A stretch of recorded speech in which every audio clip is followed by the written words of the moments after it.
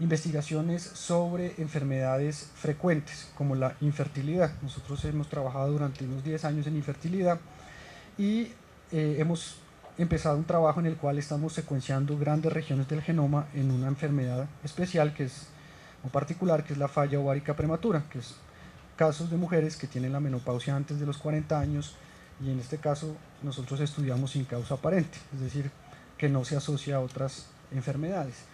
Para mostrarles un poco cómo es la fisiología o la genética o la aproximación molecular de la formación y de la ovulación, digamos la formación de los folículos y la ovulación, esto es la representación de un ovario en el cual se van a formar unos folículos, los ovocitos o también conocidos como los óvulos, ¿correcto? Para que se formen esos ovocitos y sean ovulados durante cada ciclo, es necesario que una gran cantidad de moléculas intervengan. Aquí simplemente hay algunas de estas moléculas. Entonces, cuando uno ve que hay un problema de ovulación, como en la falla ovárica prematura, que no hay folículos, que los folículos se acabaron o que no hay ovulación, pues cualquiera de estos genes en cierta medida puede estar implicado. Por lo cual, analizar un solo gen por secuenciación directa no tiene sentido.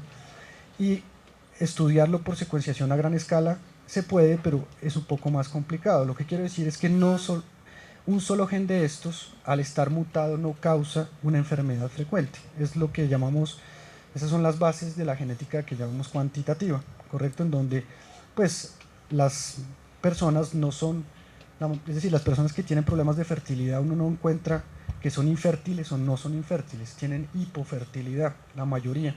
Es decir, no ovulan correctamente, el número de espermatozoides no es suficiente, etcétera, etcétera. Entonces, nosotros, para estudiar estas enfermedades, estos son genes que tienen que ver con la formación de los espermatozoides, como ven hay una gran cantidad, y uno ir a buscar uno de ellos que sea el causal, pues es muy difícil. Entonces, en esta medida nosotros lo que hicimos fue diseñar una red de secuenciación que tuviera la mayoría de los genes conocidos para esas cascadas moleculares que yo les mostré. Y pues encontramos, pues diseñamos un método para analizarlos que contiene 256 genes de la fertilidad femenina y 277 genes de la fertilidad masculina. Y lo que hicimos hasta ahora es que nos concentramos en 70 genes relacionados con la falla ovárica prematura, y cuando analizamos 12 mujeres con esta enfermedad encontramos mutaciones en 4 genes, lo que es extremadamente, entre comillas, rentable.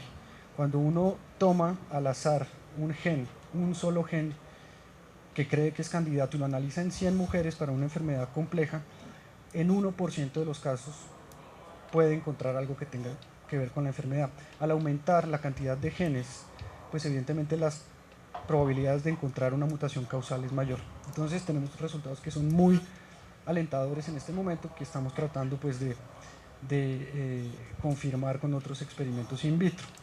Para terminar, y esta es yo creo la última diapositiva, simplemente pues decirles qué es lo que va a pasar o qué es lo que está pasando, y eso es importante también porque hay mucha especulación y hay gente, y voy a ser franco, hay gente que abusa un poco realmente de, de estos nuevos conceptos de los cuales estamos hablando. Lo que quiero decir, hay gente que de manera inescrupulosa, científicos respetables, que dicen que son capaces de decirle a una persona cuando manda, por ejemplo, una muestra de saliva por correo. En Estados Unidos hay una gran discusión sobre esto, en donde yo le puedo decir, mire, usted tiene 30% de tener Parkinson a tal edad, o usted tiene 20% de tener cáncer de colon, etcétera, etcétera. Entonces, ¿qué es real y qué no es real? Entonces, con el diagnóstico hoy en día se puede hacer diagnóstico de enfermedades mendelianas, monogénicas, de manera muy sencilla. Estas son enfermedades muy graves, enfermedades que tienen retardo mental, que tienen enfermedades metabólicas, etcétera, etcétera. Enfermedades evidentemente también cromosómicas, que son otras enfermedades que no tienen que ver con la secuencia del ADN, sino con aberraciones completas de los cromosomas. Estas cosas se pueden hacer. Uno le puede decir a una persona, mire, la causa de la enfermedad o la enfermedad de su hijo está causada por una mutación en este gen. Es una enfermedad recesiva, entonces si usted quiere tener otro hijo, tiene tanto por ciento de probabilidad de que su hijo nazca con esta enfermedad. Y pasa en todos los casos, o sea, la persona que tiene esa mutación tiene la enfermedad y no hay nada que hacer, ¿correcto?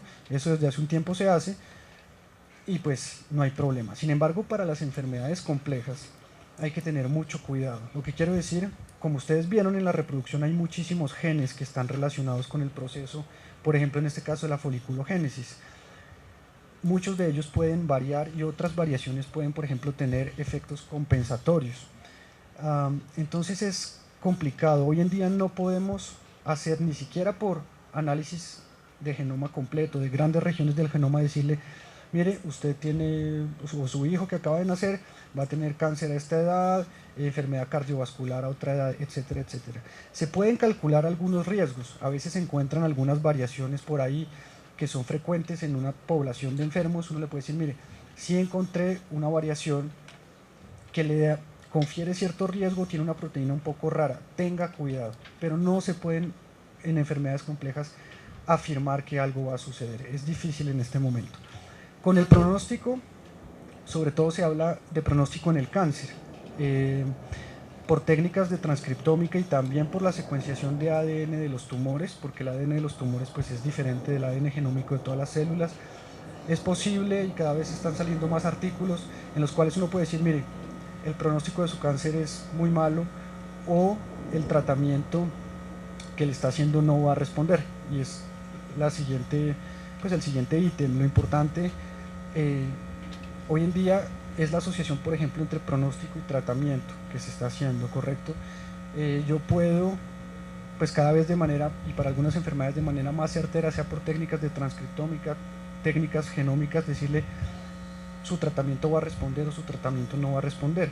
De igual manera, con análisis genéticos es posible, en algunos casos, pocos, predecir cuál va a ser, si es posible que haya una respuesta adversa a un medicamento. Es decir, hay personas que tienen respuestas exageradas a algunos medicamentos.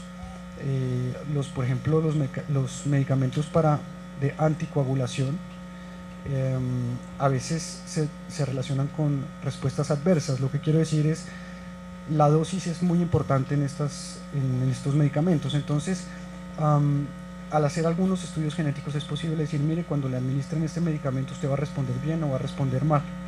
Y también otras reacciones adversas a medicamentos que son muy severas. Por ejemplo, en este momento estudiamos una reacción adversa a los medicamentos que se llama el síndrome de Stevens-Johnson. Es una enfermedad muy grave.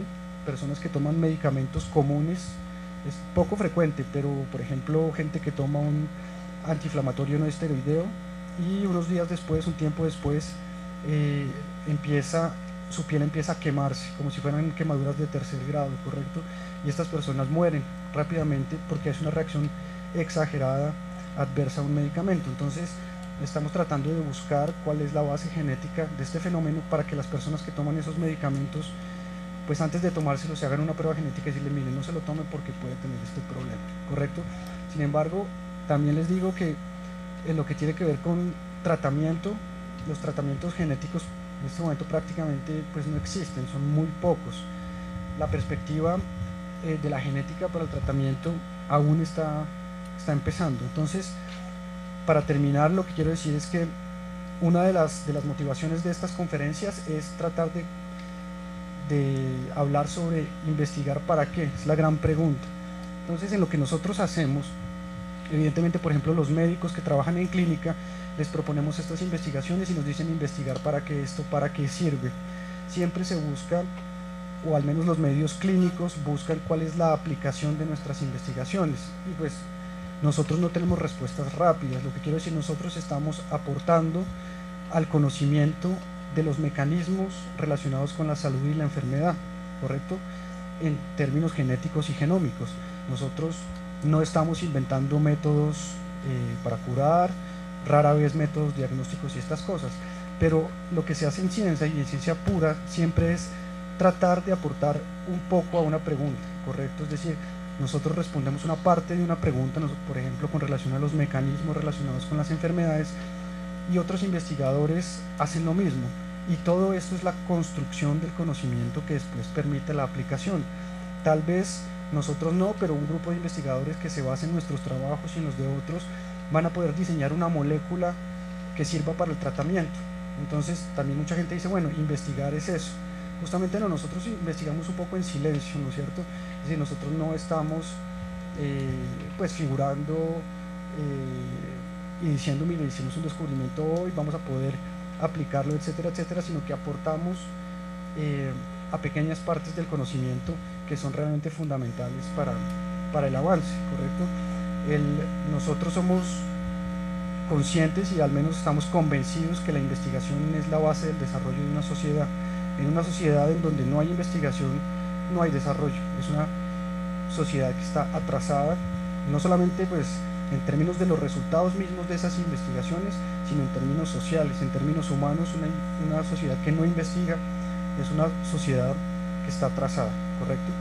Entonces, esto es lo que les quería presentar. Si tienen preguntas, pues con mucho gusto.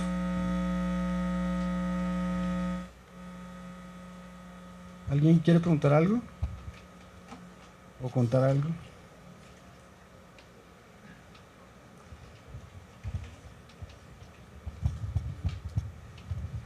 Buenas tardes. Bueno, mi pregunta es, ¿cuándo se identifica la mutación en el aminoácido o en el gen? ¿Cuál es el tratamiento que se le da o cuál es el paso a seguir luego de identificarla? ¿O no hay nada que hacer? Eso depende de las enfermedades. O sea, nosotros podemos hacer diagnóstico, identificamos la mutación, decimos esa mutación es una mutación causal. Y dependiendo de las enfermedades se pueden hacer tratamientos. Voy a poner un ejemplo, es una enfermedad metabólica. Hay enfermedades metabólicas en donde el metabolismo de los aminoácidos, por ejemplo, es anormal. Hay problemas enzimáticos, etc. A veces, según la mutación, la vía en la cual esté afectada, se pueden dar, por ejemplo, suplementos. Son casos contados. En enfermedades cuando son mutaciones a veces puntuales, cuando son grandes aberraciones cromosómicas, translocaciones y estas cosas, no hay nada que hacer. Esto sirve para el diagnóstico, sirve para la consejería genética, para el asesoramiento genético de las familias. Tuvimos un caso, por ejemplo, ayer de una señora que tiene 2 hijos afectados por una enfermedad metabólica muy grave.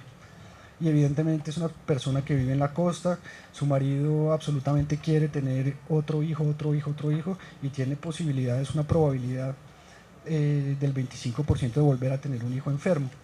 Y pues es complicado, nosotros podemos decirle, mire, este es el riesgo, no podemos intervenir ni podemos hacer nada con relación a eso.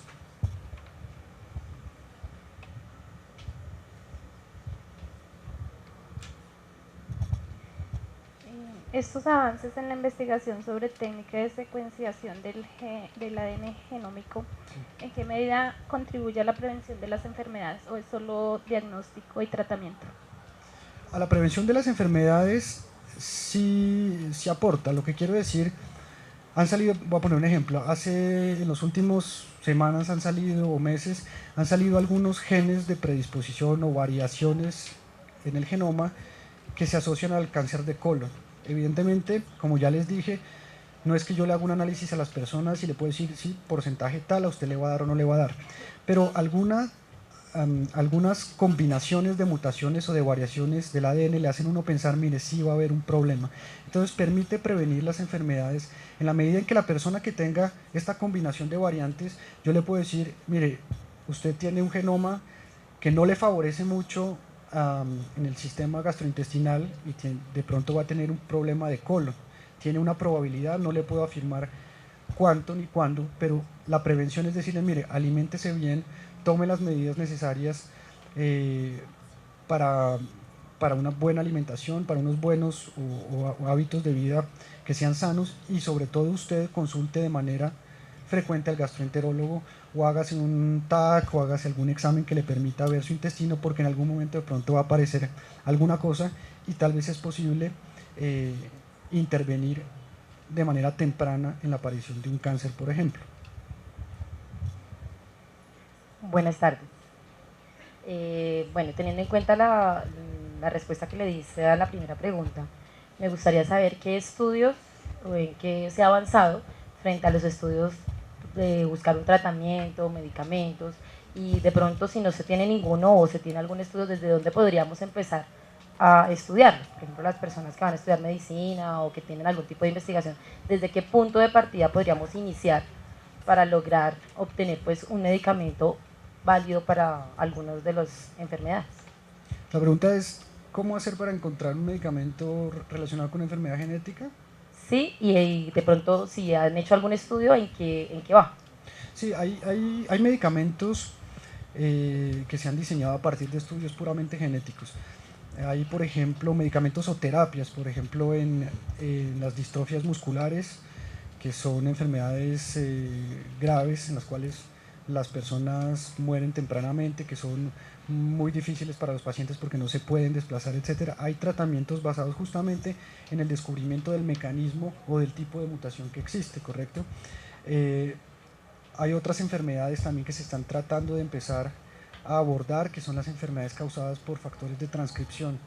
Se puede intervenir en la modulación de algunos factores de transcripción, al menos en los ratones, y esto pues también está en estudio. Hay otras cosas que son derivadas también de los estudios genéticos, que son las terapias celulares y las terapias puramente genéticas. Muchas de ellas pues están en experimentación. Por ejemplo, hay terapias que tienen que ver con la diabetes, es decir, es la posibilidad de generar células sanas en un individuo que tiene diabetes, tiene las células del páncreas que no funcionan bien, que se empiezan a morir o que no tienen una función normal. Entonces, es la posibilidad de generar células nuevas, cultivar células nuevas a partir del paciente para reinyectárselas, por ejemplo, con o sin modificaciones genéticas. Estas cosas se están estudiando. También hay algo que es importante saber, son los estudios a partir de células madre. Correcto, estos estudios de células madre también están apenas empezando. La gente que afirma, y yo tengo muchos amigos que hacen este tipo de trabajo, que es guardar las células madre de cordón umbilical para que tal vez en un futuro se puedan hacer tejidos, en fin, para la propia persona. Pues esto apenas está empezando. Lo que quiero decir, no se conoce, es decir, hay muchas cosas que se deben conocer, ¿correcto? Ustedes vieron en esa imagen cuántas genes y cuántas proteínas están relacionadas en un proceso que aparentemente es sencillo. Y pues no sé, en los próximos años probablemente la investigación va a estar y ya está enfocada hacia los tratamientos. Lo que quiero decir, también las farmacéuticas son las que financian estas investigaciones y son los que están más interesados en estas cosas. Muchas gracias. Tengo otra pregunta, es un poquito más de la parte experimental.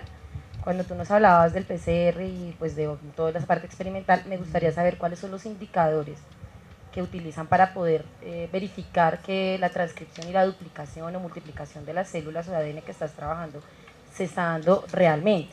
Y pues cómo sería como así como muy por encima del mecanismo de acción de esos indicadores para saber pues, que en realidad se está logrando. Ya, pues la PCR es muy sencilla. Simplemente lo que se hace es, pues como les mostré, se hace o se toma, digamos, una enzima, que es la enzima DNA polimerasa termoestable, que copia el ADN, ¿correcto? Cuando este ADN se copia, simplemente lo que yo hago es evidenciarlo sobre un gel, ¿correcto? Lo paso en un gel de agarosa con un reactivo que se llama el bromuro de tidio, que se intercala entre las bases, y esto pues al ponerlo en la luz ultravioleta pues se ven estos fragmentos de ADN amplificados. Esto me permite saber que una PCR funcionó. A partir de ahí yo puedo hacer muchas cosas. Ese ADN lo puedo clonar, lo puedo secuenciar, lo puedo, bueno, en fin. ¿Listo?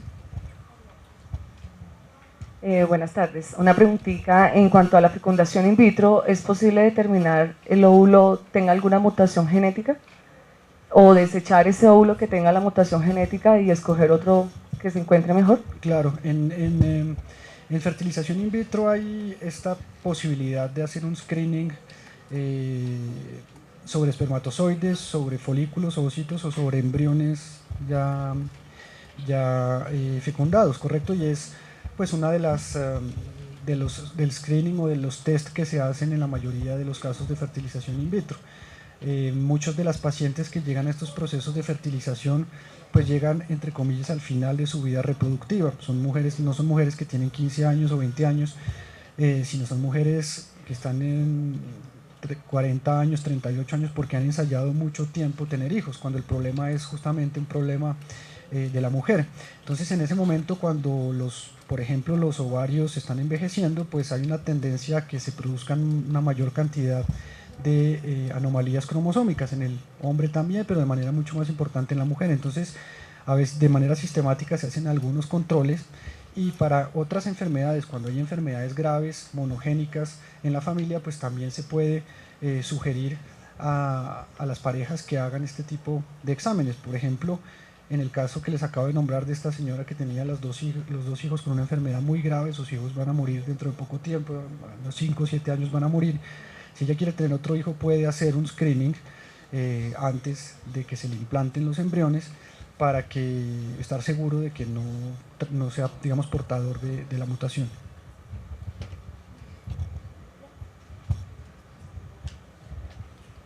¿Cuáles son los factores que más inciden para que una mutación se presente? ¿O no se sabe? Eso es una buena pregunta. Pues, a ver, hay varios tipos de mutaciones en varios tipos de células, ¿correcto? Hay unas mutaciones que se llaman las mutaciones germinales. Son las mutaciones que se producen dentro de las gónadas, sea en el espermatozoide, sea en el óvulo de la mujer. Esos son los que cuando se fecunda el óvulo y se forma el embrión, son las mutaciones que luego son portadas de manera somática en todas las células del cuerpo, ¿correcto? Para estas mutaciones pues no se conoce muy bien qué es lo que sucede. Evidentemente hay problemas durante la meiosis.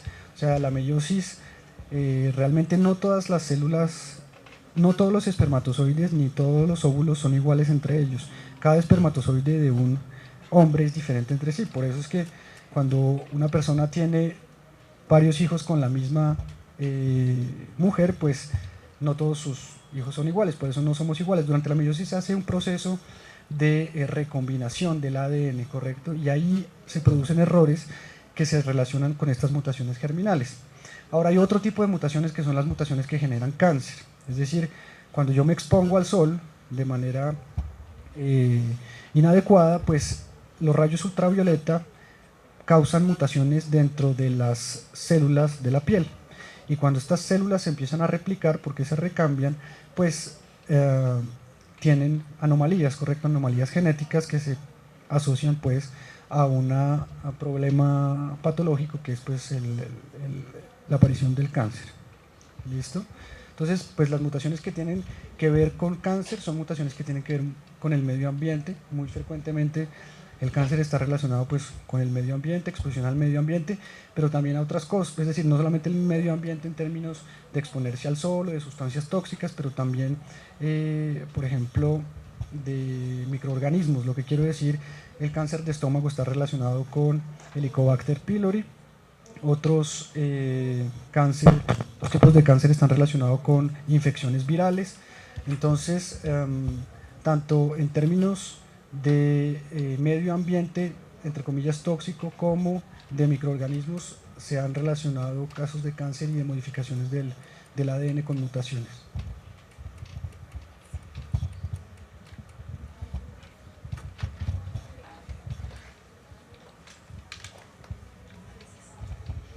De acuerdo a los medicamentos, ¿qué consecuencias trae estar en un tratamiento de anticoagulación con medicamentos como la warfarina a nivel genético, funcional o metabólico? La anticoagulación, estar anticoagulado no genera ningún problema genético. Sin embargo, ese es uno de los ejemplos que pues, de los que estaba hablando con la farmacogenética justamente, es que cuando se anticoagula un paciente, la respuesta a la anticoagulación está relacionada con las variantes de algunos genes, con los cambios de algunas secuencias. Es decir, a mí me anticoagulan, no pasa nada genéticamente, es decir, ni los medicamentos no causan una modificación del ADN, ¿correcto? O sea, no es porque yo me tomo una aspirina que mi ADN cambia ni estas cosas. Sin embargo, al revés sí. Lo que quiero decir, la respuesta de anticoagulación se ha asociado a la variación de algunos genes, en particular los de la familia CYP. Eso es lo que se llama la farmacogenética. Entonces, algunas personas que responden mal, es decir, que la dosis no es fácil, digamos, cuadrarles la dosis porque se anticoagulan demasiado con una pequeña dosis, pues a ellos se les puede hacer un examen genético y decirle, mire, si tiene una variante, ¿correcto? Esto es importante por si tienen hijos, etcétera, etcétera, o antes de que se haga la anticoagulación, mirar estos genes para que no haya accidentes en los hospitales. Bueno, muchas gracias.